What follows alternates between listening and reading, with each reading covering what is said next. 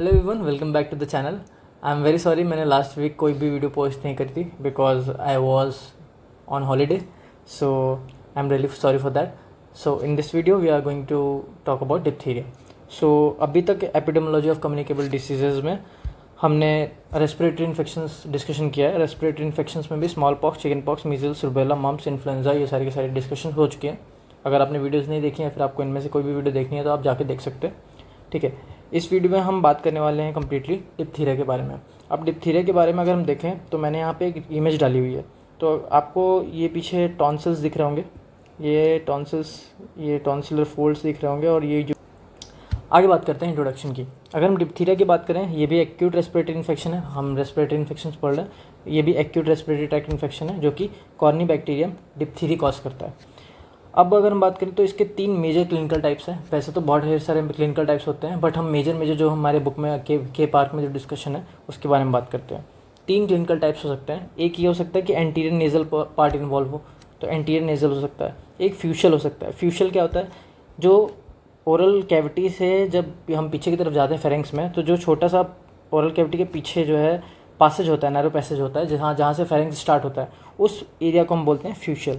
तो anterior nasal एक हो सकता है, एंटीरियर नेजल इन्फेक्शन हो सकता है। फ्यूशल तुम्हारा क्लिनिकल टाइप हो सकता है। और लैरेंजियल, लैरिंग्स में इन्फेक्शन हो गया तो लैरेंजियल टाइप तुम्हारा हो सकता है। सो 3 क्लिनिकल टाइप हमें देखने को मिलेंगे, एंटीरियर नेजल, फ्यूशल और लैरेंजियल। आगे हम बात करते हैं ये सारे तीनों के तीनों टाइप में होगा क्या, पैथोफिजियोलॉजी क्या है। यहाँ पे लोकली बैक्टीरिया मल्टीप्लाई करेगा, मल्टीप्लाई करने के बाद क्या रिलीज़ करेगा? एक्सोटॉक्सिन। अब वो एक्सोटॉक्सिन क्या क्या करेगा? एक्सोटॉक्सिन सबसे पहले तो लोकली जो है तुम्हारा क्या करेगा? मार्क कंजेशन कराएगा, एडिमा कराएगा लोकल टिश्यू में। ठीक है, और सिम्टम्स ऑफ टॉक्सीमिया होंगे तुम्हें। टॉक्सीमिया के जो सिम्टम्स होते हैं, फीवर होगा, इरिटेशन होगी, सारे के सारे टॉक्सीमिया के फीचर्स होंगे। मायोकार्डाइटिस करा सकता है ये एक्सोटॉक्सिन, पैरालिसिस करा सकता है। इन्लार्जमेंट ऑफ लिम्फ नोड, जो भी लोकल लिम्फ नोड होगी उनका इलाजमेंट कराएगा। और मैंने जो सबसे पहले इमेज में तुम्हें बताया था क्या, मेम्ब्रेन फॉर्मेशन। तो ग्रेइश या फिर येलोइश मेम्ब्रेन फॉर्मेशन होती है जिसको हम बोलते हैं फॉल्स मेम्ब्रेन, जाके सूडो मेम्ब्रेन भी बोलते हैं। टॉन्सिल या फिर लैरिंग्स के ऊपर ये सूडो मेम्ब्रेन का फॉर्मेशन होता है। ये इसकी जो एजेस होती हैं वो वेल डिफाइंड एजेस होती हैं, और इसको हम वाइप नहीं कर सकते। मतलब अगर हम किसी भी इंस्ट्रूमेंट से अगर हम इसको स्क्रैच ऑफ करने की कोशिश करेंगे तो ये स्क्रैच ऑफ ईजिली नहीं होगा। ठीक है, एजेंट की अगर हम बात करें, एजेंट, होस्ट, एनवायरमेंट की अगर हम बात करें, तो एजेंट की बात करने पे कॉर्निबैक्टीरियम जो डिप्थीरिया होता है इससे कॉज होता है। ठीक है, ग्राम पॉजिटिव होता है, नॉन मोटाइल होता है। ये बैक्टीरिया के फीचर्स हो गए। अब हम अगर बात करें तो इसमें इन्वेजिव पावर नहीं होती है। मैंने जैसे बताया जितने फीचर्स थे हमें एक्सोटॉक्सिन की वजह से मिल रहे थे, तो ये बैक्टीरिया इन्वेड नहीं करता, ये एक्सोटॉक्सिन रिलीज करता है जिसकी वजह से हमें सिम्टम्स देखने को मिलते हैं। तो इस बैक्टीरिया के पास इन्वेजिव पावर नहीं होता, बट पावरफुल एक्सोटॉक्सिन होता है जिससे ये सिम्टम्स प्रोड्यूस करता है। 4 टाइप्स के बैक्टीरिया होते हैं कॉर्निबैक्टीरियम डिप्थीरी, ग्रेविस, माइटिस, बेलाफेंटी, इंटरमीडियस, और सारे के सारे पैथोजेनिक होते हैं मैन टू मैन। ठीक है, 4 टाइप के होते हैं बैक्टीरिया, लेकिन सारे के सारे पैथोजेनिक होते हैं, तो नॉन इंपॉर्टेंट हो गया। अब बाकी अगर कोई भी नॉन पैथोजेनिक स्ट्रेन है कॉर्निबैक्टीरिया डिप्थीरिया का, अगर उसमें बी फेज वायरस जो होता है, बी फेज वायरस अगर उसने अटैक करता है तो उसको भी टॉक्सिजेनिक स्ट्रेन बना देता है। तो ये एक छोटा सा इंपॉर्टेंट पॉइंट है जो शायद कभी क्वेश्चन में पूछ लें, बट बहुत ज़्यादा डीप क्वेश्चन हो जाएगा। ठीक है, अब ये सेंसिटिव टू पेनिसिलिन होता है और हीट और केमिकल में मर जाता है। इन्वायरमेंट की बात करें तो ऑल सीजन में इसके इन्फेक्शन देखने को मिलते हैं। होस्ट की अगर हम बात करें तो बच्चों में देखने को मिलता है, एज 1 से 5 साल के बच्चों में, मेल और फीमेल दोनों में। इम्यूनिटी की बात करें तो अगर कोई भी मदर इम्यून है तो उसका इन्फेंट भी इम्यून होगा आफ्टर डिलीवरी। ठीक है, diphtheria occurs only in those who possess no serum antitoxin or less than 0.01 Loeffler's unit per ml। Diphtheria केवल उन्हीं लोगों में होता है जिनमें डिप्थीरिया एंटीटॉक्सिन नहीं होता है ब्लड में बिल्कुल भी, या फिर उसकी एंटीटॉक्सिन, सीरम एंटीटॉक्सिन की जो लेवल होते हैं वो 0.01 लोफ्लर यूनिट से कम होते हैं। ये इंपॉर्टेंट नहीं है, बट याद रखो डिप्थीरिया किसमें होता है, जिसमें होता है जिसमें पहले इन्फेक्शन नहीं होगा, जिसमें पहले इन्फेक्शन नहीं होगा उसमें एंटीटॉक्सिन इफेक्ट बॉडी नहीं होगी। ठीक है, ये नॉन इंपॉर्टेंट पॉइंट था ये वाला। ठीक है, इतना इंपॉर्टेंट नहीं है। ट्रांसमिशन की अगर हम बात करें, डिप्थीरिया की ट्रांसमिशन की बात करें तो रेस्पिरेटरी इन्फेक्शन है, सेम चीज़ लिखनी है। इसमें भी person to person droplet infection होता है, नेजोफेरेंजियल सिक्रीशन और इन्फेक्शियस क्यूटेनियस लीजन। मतलब नेजोफेरेंशियल सिक्रीशन से तो हो ही रहा है। रेस्पिरेटरी इन्फेक्शन मैंने बताए थे सारे के सारे नेजोफेरेंजियल सिक्रीशन से पर्सन टू पर्सन ट्रांसमिशन जो हो रहा है वो तो हो ही रहा है। उसके अलावा भी अगर क्यूटेनियस लीजन है, हाथ पे कहीं पे भी लीजन है, तो उसके थ्रू भी ये ट्रांसमिशन होगा। Portal of entry upper respiratory tract. ठीक है, इंक्यूबेशन की बात करें तो 2 से 6 दिन तक इंक्यूबेशन होता है, उसके बाद डिसीज़ के सिम्टम्स आते हैं। सोर्स ऑफ इन्फेक्शन की हम बात करें, केस और कैरियर दोनों इन्फेक्शन शो कॉज करते हैं। और पीरियड ऑफ इन्फेक्टिविटी की हम बात करें तो डे 0 से 14 टू 28 डेज तक होता है infectivity. Talking about clinical features, starting में जैसे कि हमने डिस्कस किया था क्लिनिकल टाइप्स 3 टाइप के होते हैं क्लिनिकल डिसीजेस में, बट क्लिनिकल फीचर्स कहाँ कहाँ होंगे, जहाँ जहाँ बैक्टीरिया मल्टीप्लाई करेगा वहाँ के हिसाब से फीचर्स होंगे। अगर बैक्टीरिया नेजल में मल्टीप्लाई कर रहा है तो नेजल डिप्थीरिया होगा। नेजल डिप्थीरिया सबसे माइल्डेस्ट फॉर्म का होता है, सेप्टम और टर्बिनेट इन्वॉल्व होते हैं, और मेम्ब्रेन अगर फॉर्मेशन होती भी है तो फेरिंग्स तक एक्सटेंड करती है पूरा पीछे। क्यूटेनियस डिप्थीरिया क्या होता है, किसी को अगर पहले से चोट लगी या फिर कोई लीजन है उसके ऊपर अगर बैक्टीरिया का इन्वेजन हो जाए या फिर वहाँ पर बैक्टीरिया मल्टीप्लाई करने लगे तो उस केसेस में क्या होता है, जो भी लीजन होता है लीजन के ऊपर एक सूडो मेम्ब्रेन फॉर्मेशन हो जाती है, ये इमेज में देखो, और उसके अराउंड एरिथेमा हो जाता है। ठीक है, तो मेम्ब्रेन लीजन के ऊपर पहले से प्री फॉर्म्ड लीजन के ऊपर जो है मेम्ब्रेन बन जाती है डिप्थीरिया की, इसको हम बोलते हैं क्यूटेनियस डिप्थीरिया। ये ट्रॉपिकल लीजन में देखने को मिलता है on previous skin abrasions surrounded by erythema. बस फेरिंगोटॉन्सिलर डिप्थीरिया, फेरिंगोटॉन्सिलर डिप्थीरिया सबसे डेंजरस होता है। क्यों, इसमें फेरिंग्स और टॉन्सिल दोनों के दोनों इन्वॉल्व होते हैं। सो थ्रोट होता है, डिफिकल्टी सॉल्विंग होती है और लो ग्रेड फीवर के साथ ही प्रेजेंट करता है। लोकलाइज्ड एडिमा होता है और एक्सोडेट होता है। एक्सोटॉक्सिन के फीचर जो हमने सबसे पहले दूसरी तीसरी स्लाइड में डिस्कस किए थे। ठीक है, सूडो मेम्ब्रेन फॉर्मेशन होता है ओवर द टॉन्सिल्स। अब जब सूडो मेम्ब्रेन स्टार्टिंग में सिक्रीशन होता है एक्सोटॉक्सिन का सिक्रेट करके ही बनता है ये। अब जब सूडो मेम्ब्रेन फॉर्मेशन होता है स्टार्टिंग में, अर्ली सूडो मेम्ब्रेन जो है वाइट कलर का होता है और जनरली ईजिली स्क्रैप ऑफ हो जाता है, बट जब धीरे धीरे टाइम बीतता है, लेट हो जाता है, तो थिक येलो कलर का सूडो मेम्ब्रेन फॉर्मेशन हो जाता है, और अगर हम ज़बरदस्ती करते हैं उसको वाइप करने की तो ब्लीडिंग होती है। और लिम्फेडिनोपैथी भी देखने को मिलती है लोकलाइज्ड एक्सोटॉक्सिन की वजह से, जो कि मैंने पहले ही बताया था। उसकी वजह से जो है पूरा का पूरा नेक जो है स्वेल कर जाता है, जिसकी वजह से बुल नेक फीचर दिखता है। बुल नेक की तरह प्रेजेंट करता है ये, इसलिए बुल नेक बोलते हैं। अब लैरिंगोट्रैकियल, मतलब लैरिंग्स और ट्रैकिया अगर इन्वॉल्व करता है, लैरिंग्स और ट्रैकिया, लैरिंगोट्रैकियल डिप्थीरिया जो टाइप होता है क्लिनिकल फीचर का, वो बहुत ज़्यादा सीवियर होता है, क्योंकि तुम्हारे थ्रू आउट द ट्रैकिया में सूडो मेम्ब्रेन बन जाती है, जिसकी वजह से जो कि तुम्हारा ट्रैकियल पाइप होती है वो सूडो मेम्ब्रेन बनने की वजह से ये ब्लॉक हो जाती है, ऑलमोस्ट ब्लॉक हो जाती है। देखो यहाँ पे सूडो मेम्ब्रेन दिख रहा है, ये पूरी की पूरी ट्रैकिया को ब्लॉक करती है, जिसकी वजह से सांस लेने में दिक्कत होती है। तो ये फीवर के साथ प्रेजेंट करता है, हॉर्सनेस और क्रूप कफ की तरह क्रूप साउंड आती है। ऑब्स्ट्रक्शन होता है और सफोकेशन भी हो सकता है इसमें, तो सबसे डेंजरस कह सकते हैं हम इसको। अब बात करते हैं अगर हम किसी को डिप्थीरिया हो गया कंट्रोल कैसे करते हैं। कंट्रोल करने के लिए 2 चीज़ें, या फिर जिसको डिप्थीरिया हुआ है या फिर उसके आसपास, या फिर जिनको हुआ नहीं है बट कैरियर्स है, तो केस और कैरियर्स को हम कंट्रोल कर सकते हैं और कॉन्टैक्ट्स को कंट्रोल कर सकते हैं। केस और कैरियर वो जिनके पास डिसीज़ है अभी। ठीक है, तो हम सबसे पहले क्या कर सकते हैं, उनके साथ अर्ली डिटेक्शन करना चाहेंगे। सबसे पहले डिसीज़ को जल्दी से जल्दी पकड़ना चाहेंगे। आइसोलेशन करेंगे 14 डेज़ के लिए। और ट्रीटमेंट में क्या करेंगे, ट्रीटमेंट में दोनों अलग अलग केस है। अगर कोई केस है, मतलब कोई भी डिसीज्ड पर्सन है, उसमें हम सबसे पहले क्या करेंगे, एंटीटॉक्सिन देंगे, क्योंकि वो एक्सोटॉक्सिन सीक्रेट कर रहा है, तो हम उसका एंटीटॉक्सिन दे देंगे। एंटीटॉक्सिन माइल्ड, मॉडरेट और सीवियर के हिसाब से हम डोजिंग देंगे, जो कि इंपॉर्टेंट नहीं याद रखने के लिए, बस हमें याद रखना है कि एंटीटॉक्सिन देते हैं। प्लस एंटीटॉक्सिन के साथ साथ क्या देंगे, पेनिसिलिन और या फिर एरिथ्रोमाइसिन फॉर 5 डेज़। ये क्यों, अदर सिम्टम्स को रिलीव करने के लिए। बट अगर वो कैरियर है, उसमें कोई भी सिम्टम्स नहीं आ रहे, बट वो मतलब बैक्टीरिया है उसके पास, बट वो कैरियर है, बस डिसीज़ मतलब ट्रांसमिट कर रहा है, ठीक है, तो बस उसको कोई सिम्टम नहीं, तो एंटीटॉक्सिन देने की जरूरत नहीं है। एरिथ्रोमाइसिन फॉर 10 डेज़ यहाँ पे इंपॉर्टेंट है, ये इसमें 5 दिन के लिए देते हैं केस में, और इसमें 10 दिन के लिए देते हैं ये। अब हम बात करते हैं कॉन्टैक्ट्स की।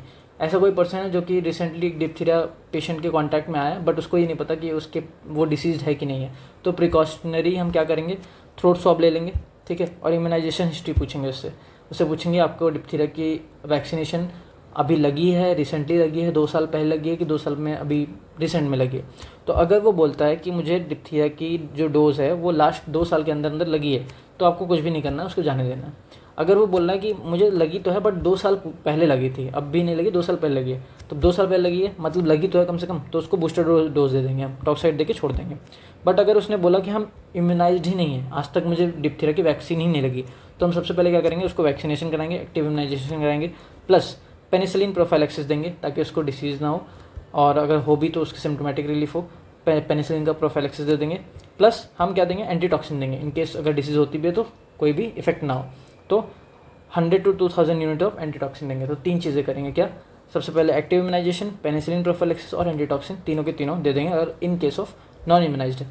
तो अगर आपने अपनी थ्योरी पेपर में अगर इतना बना दिया, आपने ये पूरा का पूरा कंट्रोल ऑफ डिप्थीरिया लिख दिया, तो आपको अच्छे खासे नंबर मिल जाएंगे। ये डिप्थीरिया आपको बार बार मिलेगा, आपको कम्युनिटी मेडिसिन में देखने को मिल रहा है, आपको पीडियाट्रिक्स में मिलेगा, बहुत जगह देखने को मिलेगा। तो आप ये फॉर्मेट याद कर सकते हो, स्क्रीनशॉट ले सकते हो। कंट्रोल ऑफ डिप्थीरिया की हम बात करते हैं, अभी हमने किस में कंट्रोल किया, केस एंड कैरियर में कंट्रोल किया, उसके बाद हमने कॉन्टैक्ट्स में कंट्रोल किया। अब हम कम्युनिटी लेवल पे कंट्रोल देखना चाह रहे हैं। कम्युनिटी लेवल पे क्या करेंगे, एक्टिव इम्यूनाइजेशन कराएंगे सारे चिल्ड्रंस का, क्योंकि चिल्ड्रंस में देखने को मिलती है बाई डिप्थीरिया टॉक्सॉइड, ठीक है। एक्टिव इम्यूनाइजेशन कराएंगे, प्लस हर 10 साल पे बूस्टर डोज देंगे ताकि डिसीज़ हो ना सबको।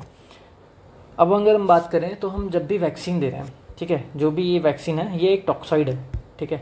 तो ये टॉक्साइड जो है डायरेक्टली अगेंस्ट द ऑर्गेनिज्म नहीं होती है, टॉक्साइड है ये, अगेंस्ट द ऑर्गेनिज्म नहीं होती। अगर किसी को भी कैरियर है, मान लो कोई भी पर्सन है जिसमें डिसीज़ ऑलरेडी हो चुकी है फिर होने वाली है, उसमें ये अफेक्टेड नहीं होगा, क्योंकि एक्टिव इम्यूनाइजेशन है इसकी। जब हम देते हैं टॉक्साइड, वो बॉडी में जाता है, इम्यून सिस्टम उसको रिकॉग्नाइज करता है, फिर उसके अगेंस्ट एंटीबॉडी बनाता है। तो ये लॉन्ग टर्म प्रोसेस है, ये तुरंत अगेंस्ट द बैक्टीरिया काम नहीं करेगा, ठीक है। डिप्थीरिया की इम्यूनाइजेशन की बात करें, अगर हम डिप्थीरिया की इम्यूनाइजेशन की बात करें तो हम एंटी सेरा दे सकते हैं, डिप्थीरिया एंटीटॉक्सिन, ठीक है। हॉर्स सीरम से बनती है इसलिए हम इसको एंटी सेरा बोलते हैं। या फिर हम क्या कर सकते हैं, कॉम्बाइंड वैक्सीन दे सकते हैं, या फिर सिंगल वैक्सीन दे सकते हैं। सिंगल वैक्सीन मतलब जिसमें केवल डिप्थीरिया हो। अब इसमें ये के पार्क में पूरी की पूरी ये लिस्ट दे रखी है कि कितने टाइप्स के हमारे पास क्या क्या ऑप्शंस है। ये हमारे एंटी सीरा में एक ही ऑप्शन है, डिप्थीरिया एंटीटॉक्साइड। सिंगल वैक्सीन में हमारे पास formal toxoid, FT, APT, alum precipitate toxoid, ठीक है, प्योरीफाइड टॉक्साइड, एलम फॉस्फेट, ये सारे TFA टॉक्साइड, एंटीटॉक्सिन, फ्लोक्लस, ये सारी चीज़ें हमारे पास ऑप्शन अवेलेबल हैं, बट हम ये देते नहीं हैं। क्यों? क्योंकि एक पॉइंट याद सकते हो, एलम प्रिसिपिटेट टॉक्साइड जो होता है, ये APT, ये क्या है, सीरियस रिएक्शन कॉज कराता है, ठीक है।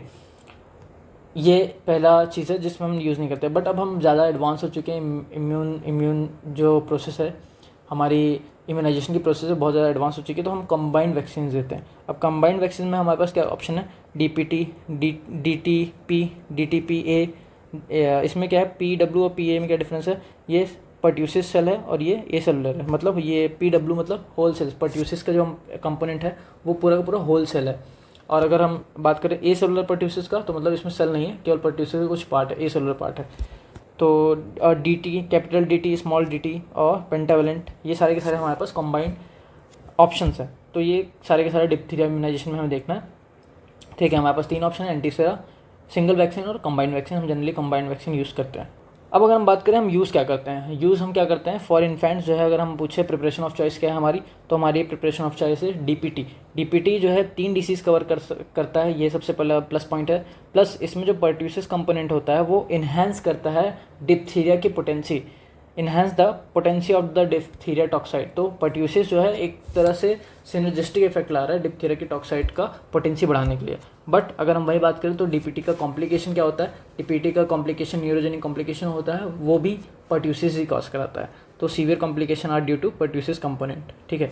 अब DPT वैक्सीन में भी 2 टाइप होती है, एक प्लेन होती है, एक एब्जॉर्ब्ड होती है। प्लेन जो नॉर्मल DPT, एब्जॉर्ब मतलब उसमें हम कुछ मिलाते हैं जिसकी वजह से उसका एब्जॉर्प्शन बढ़िया हो जाता है। क्या मिलाते हैं, एल्युमिनियम हाइड्रोक्साइड या फिर फॉस्फेट, एल्युमिनियम का फॉस्फेट या फिर हाइड्रोक्साइड अगर हम मिला देते हैं तो उससे क्या होता है, एब्जॉर्प्शन अच्छा हो जाता है। ये WHO रिकमेंड करता है कि आप यही वाला एब्जॉर्ब फॉर्म यूज़ करें ताकि अच्छे से बेटर एब्जॉर्प्शन हो, ठीक है।